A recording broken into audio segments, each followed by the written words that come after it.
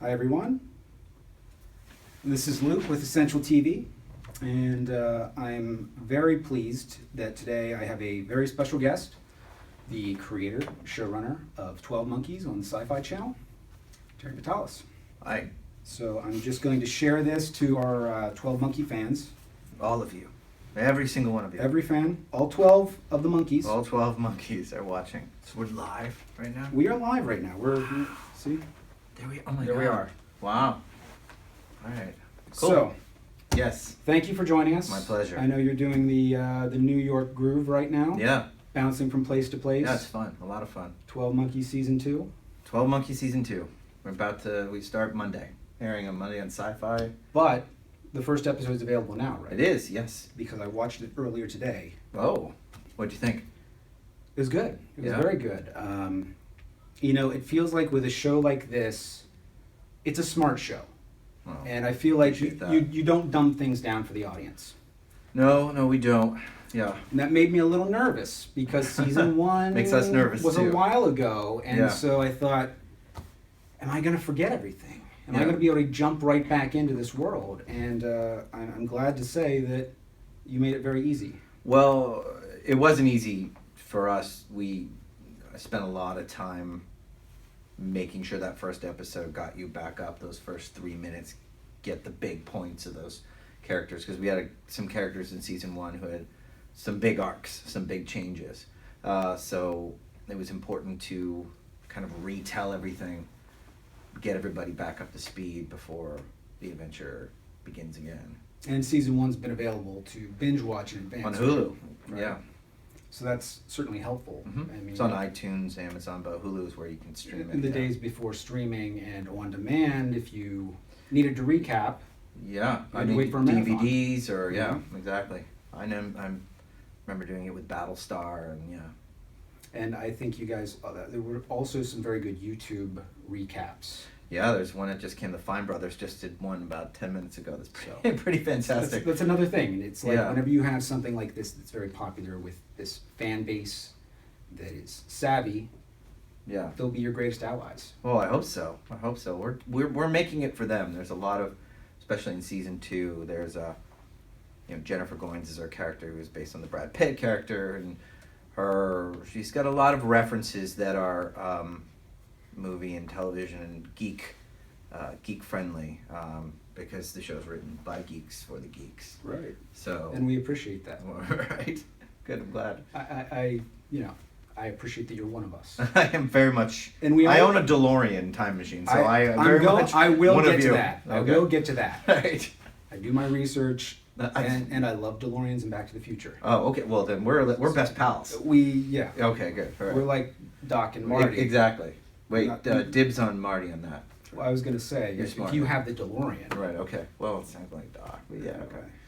So let me start back at the beginning, Yes. right? Okay. So you've got 12 Monkeys. Mhm. It was a well-known Yes. movie, Mm-hmm. one of my favorites. Mine too. And I heard that this ambitious, perhaps crazy group of people was going to Yes. adapt this film. Were you nervous and upset and angry? No, I'm not one of those guys. Oh, okay. I hope It for would have the been best. fair if you were. I would have been from the outside looking in. I would have been very like, why? I just had the natural questions. How does one take something like this? Right. This film, it's a Terry Gilliam film, so it's already out there. Right. And how do you adapt it into episodic television that Right. you can continue, Right. conceivably for many seasons? So I'm wondering, how did you go about landing on 12 Monkeys as material? Well, my producing partner, who I co-created the show with, Travis Fickett, we wrote a pilot called Splinter, which ended up in the hands of Atlas, which it was a time travel pilot. And Atlas had been considering developing 12 Monkeys for television, had taken a couple stabs at it, and it didn't quite work it out. When they read our script, they brought us in and they were like, do you think that you guys could adapt 12 Monkeys? And we were huge fans of what Terry Gilliam and David and Janet Peoples did with that film, and were kind of like, no, I don't know, it's perfect, I don't know if that's a good idea. And then we went away and thought about it for a bit. and there really hadn't been a big, super serialized time. There was Doctor Who, you know, Right. but Doctor Who had these arcs, but it was a little bit more episodic. But to do a serialized time travel show, that a singular mission, that way we started to kind of open up all these doors and build the world, and we were like, you know what, I think this could actually work, and the rest is history, if you will. And the future. Future history. As well. Right. So, in terms of deciding what to keep and what to lose from the source material. Yeah, it was a difficult. The Terry Gilliam of it all is the big. Right. And we just felt like it would have been disrespectful to Terry Gilliam and to the original film to try and crib that, the surreal aspect of that. So we kind of leaned into more of the thriller element of it, the more conspiracy element. We changed who the Army of the 12 Monkeys was. We switched up the Brad Pitt character. Which I would like to say has worked out very nicely. Well, thank you. I Yeah. think whenever I heard about the project, that was my biggest concern. Yeah. How do you adapt Brad Pitt's Jeffrey Goins? Yeah. And the answer was, we asked that question many times, and you know, we were thinking about actors, and the answer is you can't. So let's give it to a woman and to truly make the character our own. And when we found Emily Hampshire, we knew we had the right person. Right. Yeah. And she continues to impress.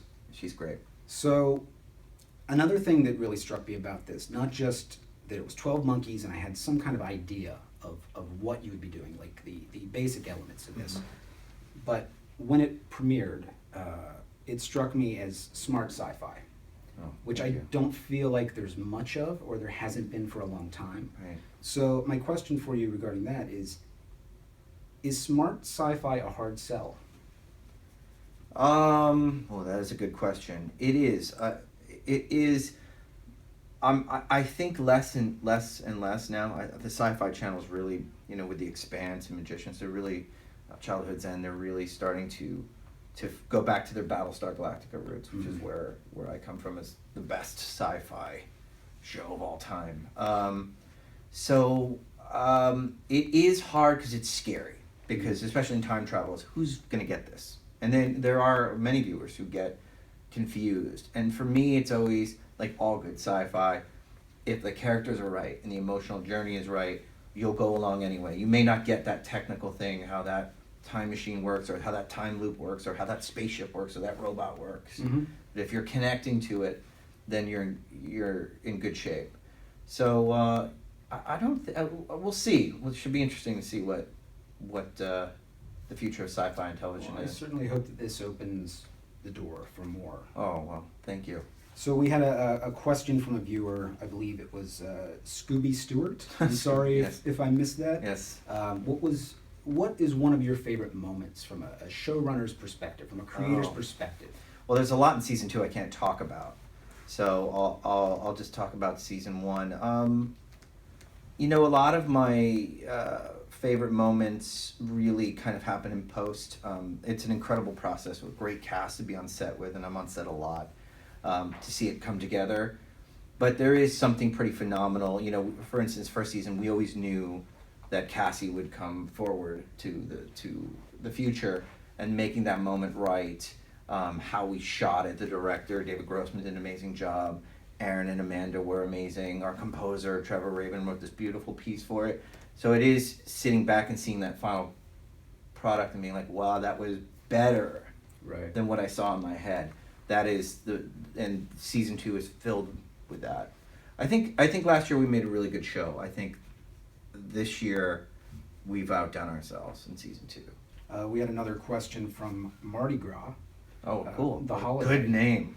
And the question was, have you heard from any of the original cast or the people from the film, their reactions? Yeah, well, Madeline Stowe, for one, is actually in the second season. She's the first voice you hear in season 2. And she played Dr. Rayleigh on... Catherine Rayleigh. Catherine Rayleigh. In the original film, and she is in our season finale. I think you might have just given us a spoiler. Oh, a little bit. Yeah, it's been out there, but she is, and she was wonderful about it. And was unbelievably complimentary, specifically about Cassie's character and how much Right. she enjoyed Cassie's character and the changes that we made. Cassie's a lot more proactive than Catherine. It's not to Right. say. And it looks like she's going a little bit action hero in season 2. Well, she's definitely darker, and she's been through a lot. Let's say being in the apocalypse. So right. it The changed- apocalypse will do that. The to you. apocalypse will change you, I think. Right. If it doesn't, then you have problems. If you're just like, ugh. So Just every day.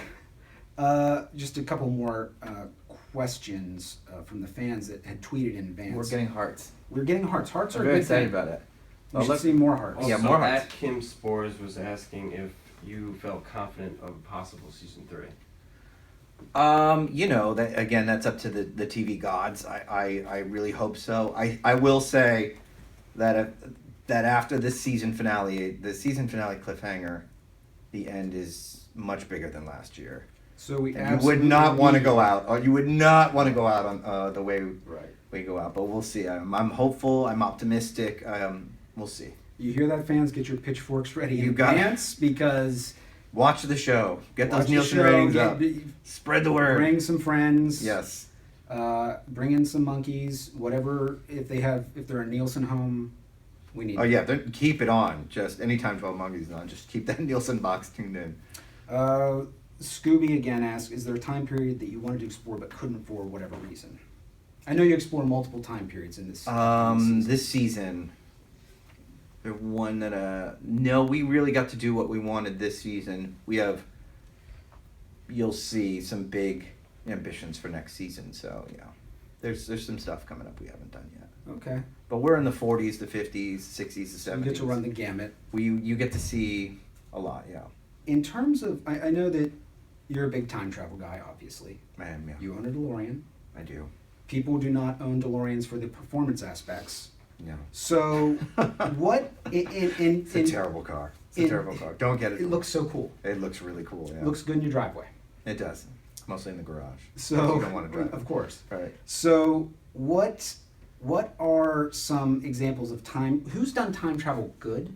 Like, and who's done the best time travel? Oh well. I mean, Movies, TV, books, and who's Well, done the worst time So travel? many. Well, I don't know if I can comment on the worst time travel. I have to really think about Call it. someone out. Throw them under the bus. Throw them under the DeLorean. I would say. I mean, look, the Back to the Future trilogy. I think is, my personal favorite. Back to the Future just is to me one of the great, perfect films of all time.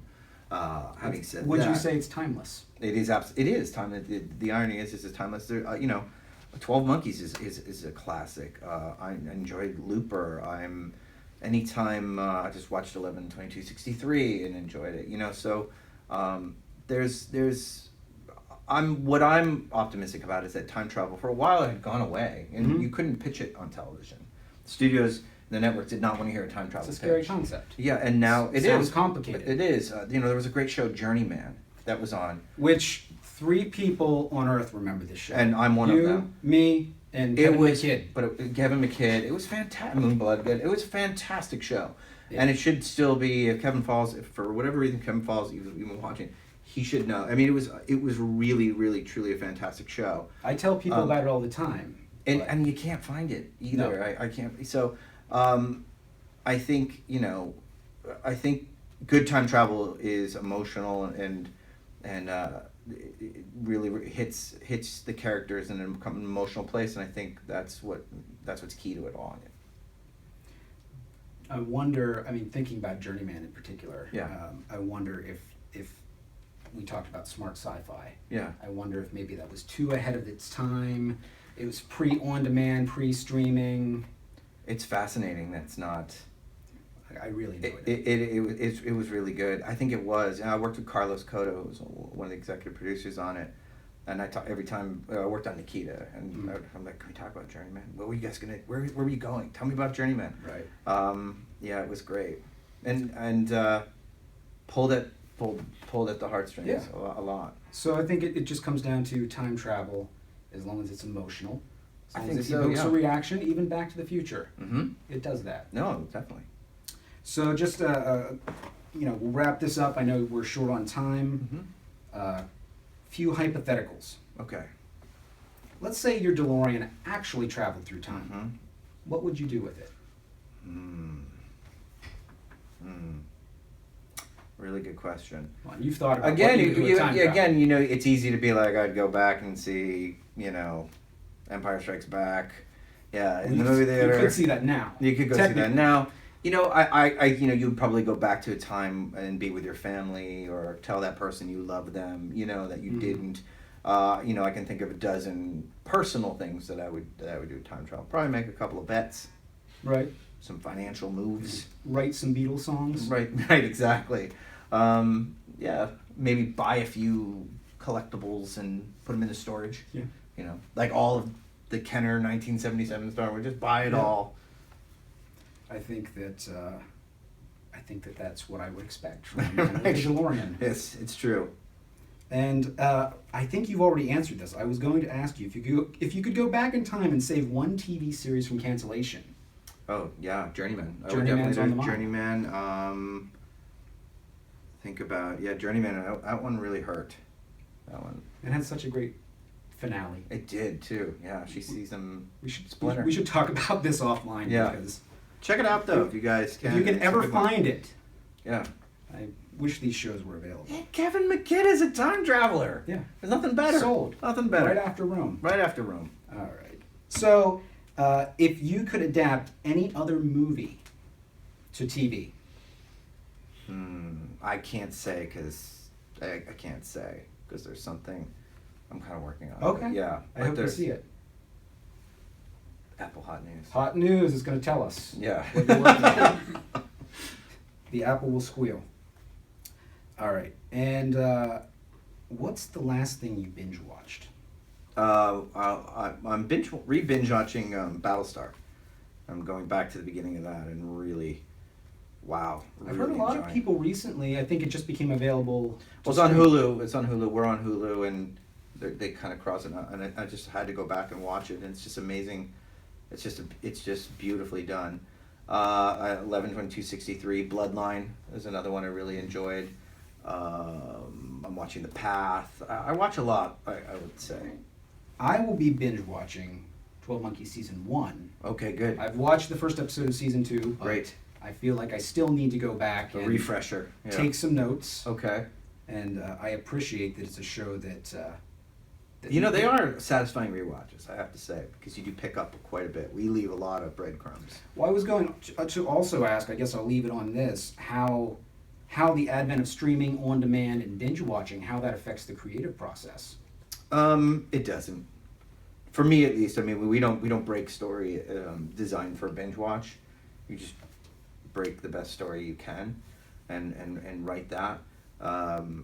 It is satisfying to watch those all at once, but we really kind of focus on the week to week of it all. I like having to wait a week and being like, think about it all week. Oh my God, how are they going to get out of that? What are they doing? So that's still very important, I think, too. It also prolongs the series because it's like the Netflix model, dropping every episode, and then you're through. You it wait in a long time, and weekend. House of Cards is another one I just Yeah. did, and you have to wait because you'll do it all in a weekend. Mhm. Then you have to wait a year and change for the next one. So it does help too.